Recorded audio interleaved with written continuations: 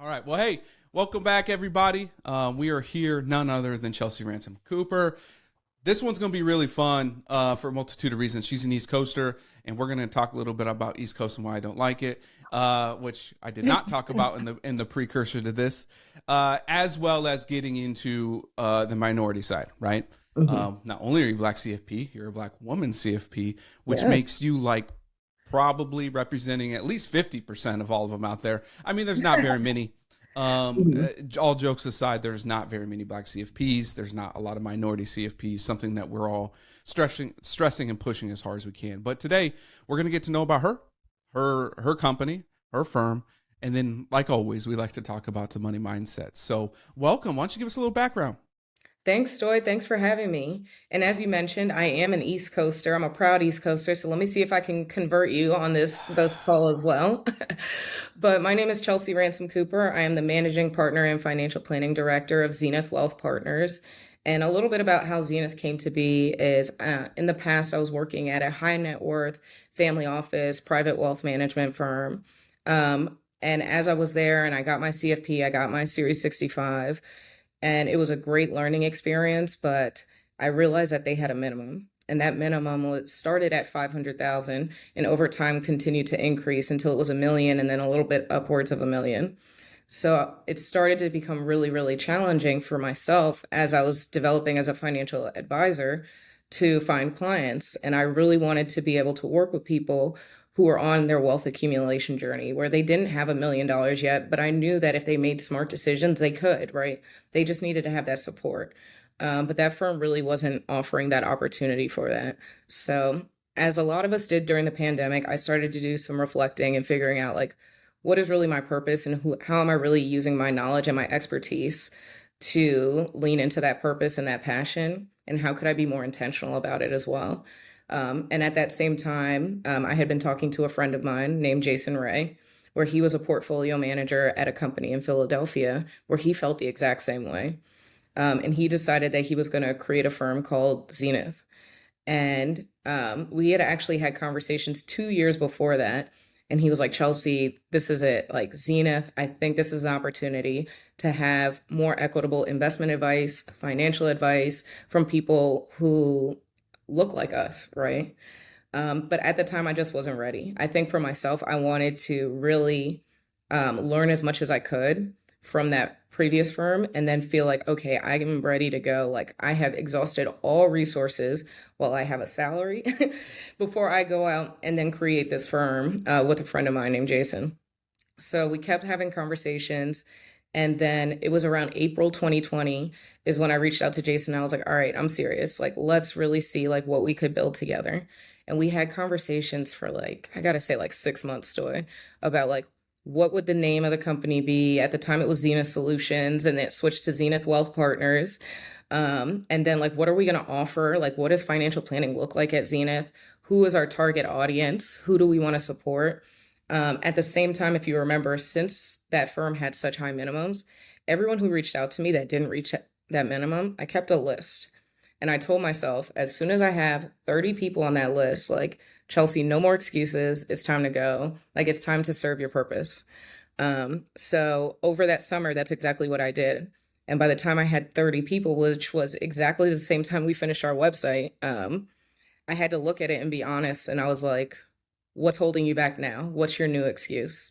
And I didn't have anything. So I decided I quit my job. And as you probably know in financial services, they point at the door and give you about 30 minutes to grab your stuff. And then the next day it was go time. And those were my first clients. I'm happy to say that 20 of those 30 individuals were the first clients that Zenith ever had, which was really awesome. And that's what we've been growing now. So Zenith Wealth Partners, we help people on their wealth accumulation journey make smart and impactful financial decisions wherever they are, whether it's through comprehensive financial planning, investment advice, or just having a one-time financial plan. And it's been pretty cool to see from October 2020, it was the two of us, just Jason and I, to now we're a team of 8. So I think it really shows that leaning into your purpose and your passion can also be something beneficial where other people are inspired by it too. Yeah, I love the hell out of that. And it's because not only are you a team of 8, you're a team of 8 minorities. Yes. and on the East Coast, and being able to do something like that is tremendous. Funny thing is, like Black Mammoth, my firm, launched also technically in October 2020. So it's cool to see other firms doing like-minded things. And when you talked about the name, man, picking a name might be one of the hardest things to do. Right? Like hard. Yeah. I don't know how many times we went through ours. I, Googled it, make sure the website's good. Like you have to Yes. do so many things that no one talks about in business Right. until it's time and they're like, oh no, what do I do? I'm like, well, let's get on the Google machine. Let's see what's Yep. available, basically, Yep. unless you got a lot of money to spend. So, applaud to you and your team and everything that you're doing. I want to hit upon kind of the reason you left, right? Yeah. When you were talking about minimums, we're talking about AUM minimums or net Yes. worth minimums? That's a great question. So we're talking about AUM, so assets under management or investable asset minimums. So they didn't even offer planning fees at that time. It was literally just if you have $500,000 to invest with us, cool, you can work with us. If you don't, kind of sorry. It is what it is. And I'm sure you and I both know, Stoy, some exceptional people who are doing great work who maybe just don't have 500,000 readily available to put in a public equities or stock account.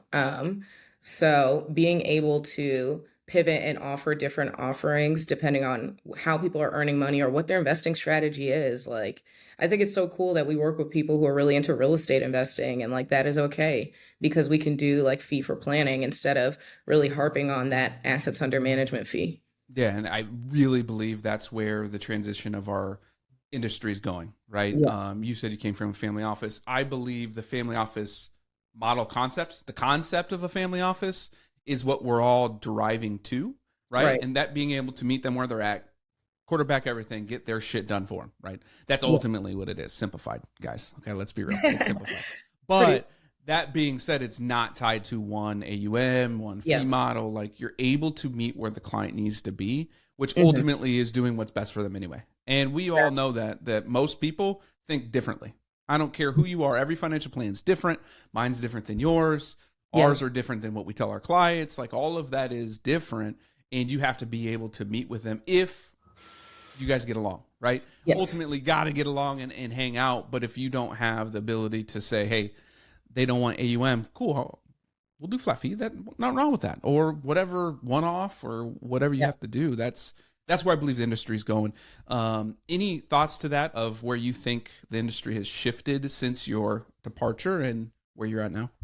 It's really interesting because I feel like there was this huge push, and you probably felt it too in 2020, where it was like, start your own firm. Everyone, just start your own firm. This is the way, this is the future. And now it's been really interesting to see more firms now starting to come together. If you've been seeing that as well, where it's like, okay, to get the economies of scale or to, work together on our back office or support so that we can become these higher revenue, higher profit firms, we're realizing you can only go so high by yourself. Now, if you start hiring people, of course, then you can go significantly higher too. But I think it's been really interesting to see where a lot of like the bigger firms or like creative planning and places like that have been doing this for years, but I'm starting to see it trickle down also into some of the solo and especially advisors of color or other underrepresented advisors. So I think that's going to be a cool transition that we see play out in the next 5 to 10 years. Yeah, without a doubt. Without a doubt. And now with our ability to get testimonials and social Yeah. media being more of a bigger thing for us and more of us getting podcasts and YouTube shows, it's really going to be pressing wherever that happens. And that's Yeah. probably a lot of us coming together. And that's Yeah. a normal business cycle for any industry, by the way, anyone out there. Right. Usually everyone starts it, it goes crazy, and then it starts to buy each other out, and then you get to your solid amount of ones. So talk to me about your guys' philosophy a little bit, because your partner's more, I would say, investments. He's a Yes. portfolio guy. I would assume then you're more on the planning side. Yeah. Talk to us about your guys' process a little bit with that. Mhm. And then I have a loaded question after that. Awesome. Well, so the funny thing is at that prior firm, they were an asset management firm that turned into a wealth management firm. So, and what they realized is that when there was market volatility, financial planning would help the clients be a bit more sticky, right? Because there's always a project, there's always something that needs to get done. where you're not focusing too much on the returns. So I learned a lot about asset management. Like Stoy, I remember March 2020, the amount of phone calls I had from clients who were freaking out because portfolios are down 10, 20, 30%.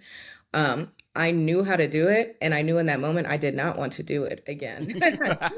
I knew I was like, these are not the Yeah. conversations I enjoy.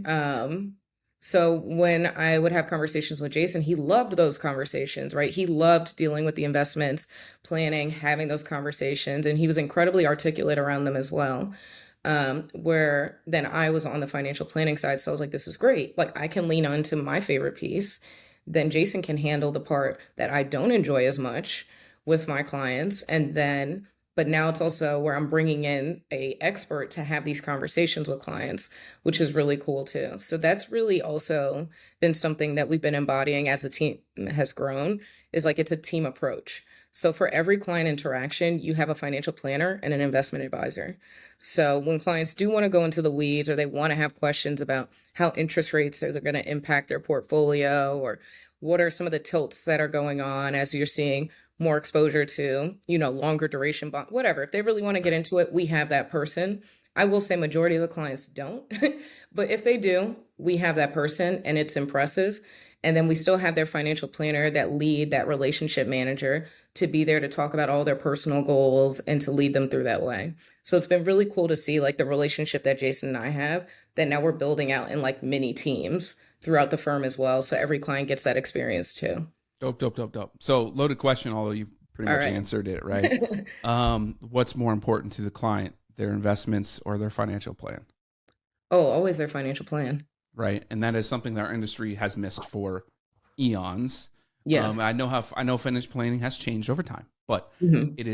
we are still centric when it comes to investments. Like that Yeah. is the hot topic. That's what people talk about. And I don't have the numbers on this. I'm sure there's research out there, but like investment returns have to represent like someone's life, like very small compared Hmm. to what their whole financial planning plan does for them. Yes. So Exactly. you kind of answered it. So kind of ruined my whole thunder. No, it's okay. It was a great question though, Ah, because appreciate it. do you see it with your clients as well, Stoy? Because I feel like majority of the people that come to us, they come for financial planning and then maybe they'll do investments, but they're always like, I want financial planning. I want that Yeah. accountability partner. I want that plan. Yeah, they absolutely. And then from the investment side, it's more like, am I good? Like, here are my Yeah. goals. Are we good? I'm like, yes. You'll get updates from me about the market and whatnot, but like we're looking out years, decades.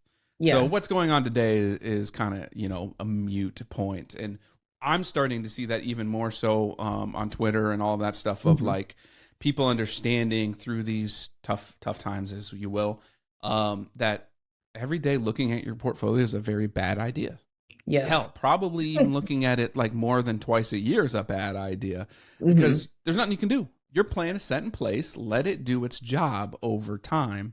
We're not Right. day traders. I went through that. I've done the day trading thing. I've done the portfolio manager side. I don't want to do that either. I want to Right. be able to articulate and walk you through it. Yeah. But the investment side is so small compared to the rest of your life that like why focus all your emotions there? Exactly. So yeah, we see that often. All right. So, what clientele base? What do you look for? Who do you work best with uh, as it comes to financial planning and at Zenith? So I have to say our Zenith community is fun. Like outside of I can go into the demographics, 30s Mhm. to 40s, early 50s, we call them wealth accumulators. 70 to 80% are women or people of color, right? But I think the most unique thing about it is like our clients are fun. I had a prospect who became a client, and she found me on Twitter because I was tweeting about how I go to Carnival every year to go to Trinidad to visit my family. And she was like, I saw you post that and I knew I wanted to work with you because I wanted to work with somebody who understood like our Caribbean culture. And like she was of Jamaican descent, and like understanding how that would play out with her family, she knew was really important. So somebody that could understand, some of the cultural nuances as well, but also like who gets it. Like I get it. Carnival is expensive. When we got Right. to build it into the budget, it's going to hurt a little bit, but we want to make sure we have a plan in place around it so we can save throughout the year. Um, so I would say that's who really our clients are, but also I would say business owners, has been a space that we've been really working with, especially business owners who are looking to grow to enterprise level businesses. So it's been really exciting to see how we can help them, scale their business and structure in a way so they're ready to raise capital and ready to meet with investors. Like we have two clients who are at that point, which is really exciting to see that they're almost at the finish line to get that milestone or that monumental investment. Well, now they can really grow their business to a whole nother level than just as a lifestyle business. So that's been really cool to see as well. Yeah, that's awesome. And that's a really great, I don't even call it a niche, that ITAC, that's my demographic as well. Hmm. I think I have one client over the age of 50. And she is 60, I think 5. And my only retiree. She loves working Yeah, too. She has a small business, so it's like is what it is. But right. very interesting to see. And we've talked about, everyone talks about this in our industry. You work with who you either look like or age wise, that gap. Yes, I get that. But I also believe it has a lot to do with just the way we can communicate and the way we Yes. communicate nowadays, right? I don't know about you guys, but I don't host dinners. Like I don't do that quarterly. I don't do those. Right. But I will tweet and I will be on Facebook and LinkedIn and Instagram all the time chatting with people. And Yeah. it is crazy the amount of people, planners, that are getting clients directly from Twitter alone, let alone all the others. But Twitter alone, just to your point with that client, is they're out there and they're watching and they relate to you in some way. And our normal way of networking and referrals, yes, referrals are always going to be there, but this new Mhm. networking is just putting out content, being real, and people show up and ask. And usually it's those people that want to work with you, and it's easy, ultimately. So I agree. that's great. I love that. All right. So this question I always ask when you're a first time guest on. All right. So you work with obviously a lot of people of color. Hmm. What do you believe is the hardest thing for people of color to get a financial planner? Is it mental? Is it feasibility? Is it education? What do you believe it is? That is an excellent question. I think it's twofold. What I've been seeing is number one, it's hard to really open up and to really start those conversations with a financial professional. I think there is obviously a lot of trust issues in our community when it comes to financial professionals. So to potentially pay like a high fee on top of that and now really open up and hope that you are going to get the return that you hear about, right? I think that's something that's very challenging. I remember that was something a question that we used to get early on is like, what is the return on investment of like paying you a planning fee? Like, how can I track the performance Yeah. difference? And it's like planning isn't about that, right? Planning is about that peace of mind. It's about making sure that your family is protected, making sure that you're able to achieve all your goals, and just being able to have those conversations with somebody who understands you, but also the technical aspects of it as well. So I think there's an education aspect to like what planning is, and it's not a transactional relationship like probably like with your tax filer, estate attorney, insurance person. So I think that aspect of like what is the process and what is the financial planning experience, we have to explain and educate people a little bit more on. Yeah, and I love to simplify that and I just wrote about it in my newsletter last week. Basically, answering the question of "Am I good?" Right? That's it. Mhm. That's what people That's want to know. it.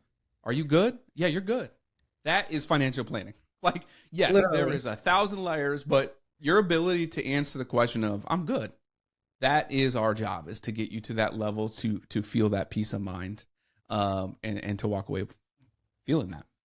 It's so funny that you say that because we call our one-time financial plan the Am I on Track plan. There you So, go. because that's all people want to know, like, am I on track? Am I good to your point? And then if I'm not, what do I need to do? And some people are ready and they're like, cool, give me the playbook and I'm ready to run. And then some people are like, you know what, I really need that accountability. I need your help to make sure that I can get this across the finish line. Yeah. And so my other follow-up question to that is, how do you show or talk about the value of financial planning, right? That is the hardest thing in our industry to portray because, right, it's not a return. It's not like that. We can't put percentages on it. Can't do that. Mhm. What do you do differently or you've seen differently to show that value? Stoy, that's been a tough one that I'd say I had to learn, especially because I'm very type A and very like process oriented. So I would like create answers to questions like one, two, three. And I'm like, that should be good for everyone, but everyone is different, right? So it's been really interesting to see like there's different personality types who are very detail oriented and meticulous and want that process. But then other individuals are like, this is my pain point. This is my stress. This is what's keeping me up at night. So, how is your process actually going to alleviate that for me? So, I really lean into a lot of client examples since, testimonials is something still fairly new that we don't even have yet. But really leaning into client experiences where I can say, hey, I'm going to tell you a story about how we made a client feel and how we helped them through goals that I think are similar to yours. And this should give you an idea of like what the experience is and what the outcome that you could also have as well. And that's been something that's been really helpful for clients. Yeah. And you have to be able to get their emotional side attached to it. And Yes. storytelling is obviously a very, very key piece to that, ultimately. So I have to get to the East Coast thing because I don't want to forget it. I have to Yes. talk about it. Okay. So I went to Drake University, played Okay. football down there. We would always come up and play Marist a lot in Poughkeepsie. Okay. And then who else did we play that's up there? Oh, I don't remember. We'd go to Davidson and whatnot Okay. out there in Carolinas as well, in Jacksonville. So not an East Coaster. Can't Yeah. really stand it. Oh, we played Lehigh too. So we Okay. played a lot of games on the East Coast. Being from the Midwest, most of our games are Mhm. on the coasts. Not saying I like West Coast. I didn't say that. I just said East I don't Coast. know. And the reason for this is I got two stories. We're going to Poughkeepsie twice, back to back years, I believe. First year was dope. We got to go down Times Square. We had a Mhm. bus. We actually got pictures with Amari Stoudemire. You just see stars all over the place. That was cool. That was dope. Except for the fact that it like everything's concrete and there's too many people, right? There Just are. too many damn people. Yes. Um, and beyond that. So that was story one. Loved it. Everything was good. Story two. We are playing in Poughkeepsie and it's October, so it's not terrible. We get like a foot snowstorm in the middle of a game, like a foot. And so we have to drive back down, and we're going to drive to the city. One of our buses gets stuck in the city for like 4 hours. And then we ended up in Jersey. I think we had to get a Yes. hotel in Jersey, which was dope because we ended up flying out of Jersey. So I like Jersey, Mhm. but it ended up being then, people got cussed out, accident. It was just like the ultimate thing of like why I don't like the East Coast. Other fact is I'm a Braves fan, Atlanta fan, and I Ah, can't stand the Mets or the Yankees. So, or Philly for that matter. Anything in Philly, really. oh man, this is tough now, Stoy. So this is why I don't like it. It's a lot sports related. Food's Okay. great. Okay, I'm a foodie. Yes. Food's great. Sports is where I kind of I can't do it. So that's why I don't like the East Coast. Well, so basically, if the sports aspect, because I can't change that, and then No, the snow is fixed, so I can't change that right? either. But as long as you like the food and you acknowledge that New Jersey is great, I will take that as a Okay, win. okay. We can rock there. We can rock There there. you go. All right. So talk to me about. Well, I'm going to ask you this. What was your first money memory that you've ever had in your life? Oof, that is a great question. My first money memory, I have to say, was always the fact that my mom, so I lived with my mom. Let me take a step back. And my dad lived further out. They weren't together. But basically, my mom raised me. I lived with her the whole time. And I remember that she would drop me off, but then she couldn't pick me up from school because she worked late. But I remember always knowing that like my family was different because like the other kids, their parents would pick them up, drop them off, take us to play dates. Like they would go on the field trips. My mom couldn't do that just because she had to work. Um, and I just remember always remembering that like work, like money, like we always like need to have money so then we can have more access to things. So even as I was young, like the first time I got like a gift or like the tooth fairy, like I would always save it because in my head I was like, well, if I save the money, like then mom can like doesn't have to work as much or like things will get easier. So I think that's like why I've become a super saver and probably why I love financial planning as much as I do. Was just like as a child I always knew like if I have more money to help mom, then things can be better. It's always a question that I ask everybody, like clients, people, it doesn't matter, because you start to root like who you truly are and where it came from, Mhm. and then it looks at, okay, do you have a positive or negative money mindset, right? Right. And I would assume probably younger you didn't know it was negative, but having Yeah. that connotation of like, I have to hoard the money to get mom to be able to see me, like that Yeah. means everything's about the money. And really that's a negative money mindset, where a positive one would be like, no, I gotta have, experiences with my mother. We get to use our money, right? It flips a Right. little bit there. So that's why I always ask that, because I want to get to know someone and where they came from. Now, you being a financial planner, obviously that question is going to be flipped. You know what the hell to do now, but Yeah. it's interesting to understand like what your first question was and the importance of that. When we talk about money mindset with clients, and I'm sure you do all the time, what do you find is the most common theme when it comes to someone in their money and what their mindset is around it? hmm I think it's sometimes very hard to have conversations. And it's funny, we actually did a presentation on this pretty recently, but when we were talking about their money mindsets, or something very common that I feel like I'm seeing, especially in like our younger clients, is like the mindset of like money will always come. Like it will always figure out a way. Like I don't need to plan to save. I don't need to like worry about retirement because who knows if I'll even live that long, right? Like I want to enjoy it now. I want to celebrate my money now, and then I will figure out tomorrow. So I think that's a mindset that definitely it can be challenging to kind of like debunk until something negative unfortunately happens where people realize like, oh shoot, that doesn't actually always work out. Like I really should have an emergency savings. I should have a plan in place. I should make sure I have a strategy when it comes to paying down my debt. I should invest for the future, right? So we try to debunk that sooner rather than later, to make sure that people are prepared and they're taking the right steps.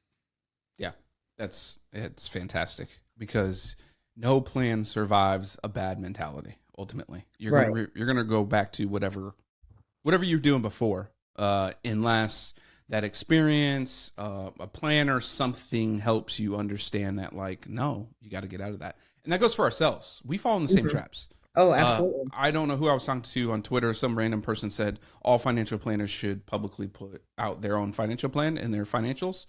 And I was like, one, I don't think anyone personally should always put out their financials. Like regardless, that might come from my insurance days with HIPAA and all that stuff. But Yeah. the other part of it is everyone's situation's different. So just hmm because my situation, and I'll admit it right now, buying out my business partner and being a bunch of debt is not how a plan should be put into place. But in hmm my situation, it was the best option I had, Right. right? And that's where people are at. They are where they're at. Their cards are dealt. They have to deal with what they have, and they need to understand that, so that way they can build and work towards it. And so that's why I don't personally believe that planners need to show everything, because I know a lot of doctors who are out of shape and fat but do surgeries and are fantastic, right? Like those hmm those things don't align. A lot Yeah. of practitioners are better at teaching and helping people practice it than they are themselves, but the mindset has to be understood and shifted. I agree. I mean, personal finance is personal, but I also believe that there is like an underlying issue when it comes to the mindset, specifically like the mental health aspect of it, where, especially when I was talking about that abundance side too, like sometimes I'll have the conversation with clients and we can create the plan, we create the budget, and they just don't follow it, right? And then I think sometimes it gets really tough on us as planners where it's like, huh, like, do we really not understand our client? Like, what's going wrong? And I've come to realize over time that sometimes there is something really deep going on with that person that they're also not acknowledging, where they're not ready to follow a plan. Like, you can make it as many times, you can try as many things, but if they're not ready to follow that plan and they haven't really unpacked like their own like mental health concerns that are going on, then it's not going to work either, right? I think there's a lot of people who are overworked, right? They're incredibly exhausted, they're tired, they're unhappy with where they are in their lives. So they're going to make negative financial choices, right? They're going to overspend because in that short moment when they buy that bag, they feel better. Or when they go on that trip with their friends, they feel better for those 5 days, but they're not actually creating a solution for the real issue or the real reason why they're unhappy, right? Where they don't like their job, they feel like they should be promoted, they feel like they should be working in a place where they're respected and they're understood, right? So I think it's important to also get to the root of those underlying reasons of like why those negative mindsets are happening, and then really try to unpack that too. And maybe it's therapy, maybe it's a financial therapist, right? Um, but it's important to understand that before you even get into creating the plan and like the technical aspects. Yeah, because ultimately the technical aspects, dollars and monies and numbers are relatively easy. Like it is what it is. These are what we Yeah. can do, we can't do. Really black and white. Yeah. That other side, that mental health side of it, as I think is huge. It is keen, and in our industry, I overall we do a very poor job at recognizing that Hmm. and being able to either some of us have the skills to deal with it for the clients or passing that on for them to deal with it with a financial therapist, regular therapist, Hmm. something, because a lot of that trauma is coming from somewhere. And we really, if you're trained well enough or have been through it, you can see it. And once you're able to cross that bridge, yes, tears will flow. But once that's crossed, you now just broke that. And now you can actually move forward and start to build. So, Yeah. But I think that's why we're so important, right? Because we can see it, because we can empathize. We've probably seen somebody in our family go through that, or our parents. So, like, we understand and we can come from a place of not judgment, but empathy and understanding of, like, hey, this is how you should move forward. I get it. I felt like that maybe too. And how can I help you at least build awareness around it too, to figure out what the next best path is for you? yeah, absolutely. Anything that you wanted to get off your chest before we kind of wrap it up with you telling everyone where they can find you and stalk you and all those things that we do on social media? I would say, I'm really excited for this next year with our firm. Something that's been exciting as we continue to grow our team is building out our platform.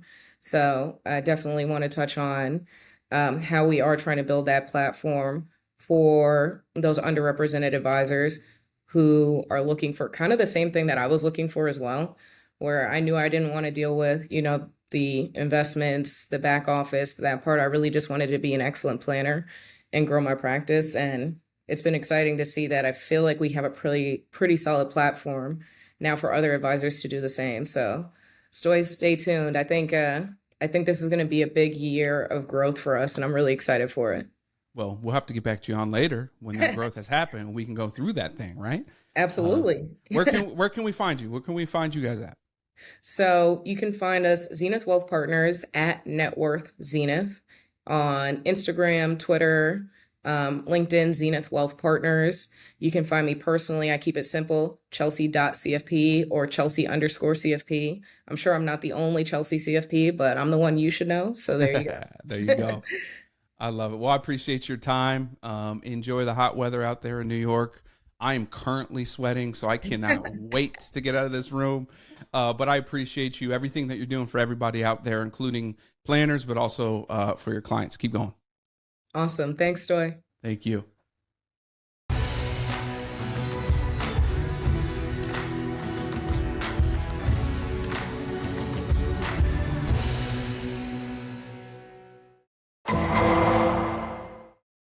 The preceding program was sponsored by Black Mammoth. Any awards, rankings, or recognition by unaffiliated third parties or publications are in no way indicative of the advisor's future performance or any individual client's investment success. No award, ranking, or recognition should be construed as a current or past endorsement of Black Mammoth. Information regarding specific awards, rankings, or recognitions is available on the Black Mammoth website, www.blackmammoth.com. All investment strategies have the potential for profit or loss. Investment strategies such as asset allocation, diversification, or rebalancing do not assure or guarantee better performance and cannot eliminate the risk of investment losses. There are no guarantees that a portfolio employing these or any other strategy will outperform a portfolio that does not engage in such strategies.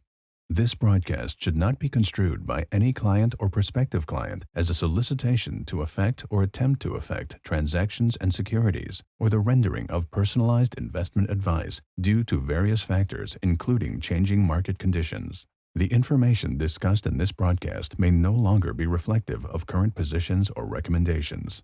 While information presented is believed to be factual and up-to-date, Black Mammoth do not guarantee its accuracy, and it should not be regarded as a complete analysis of the subjects discussed. The tax and estate planning information discussed is general in nature and is provided for informational purposes only, and should not be construed as legal or tax advice. Listeners should consult an attorney or tax professional regarding their specific legal or tax situation. Past performance is not indicative of future results.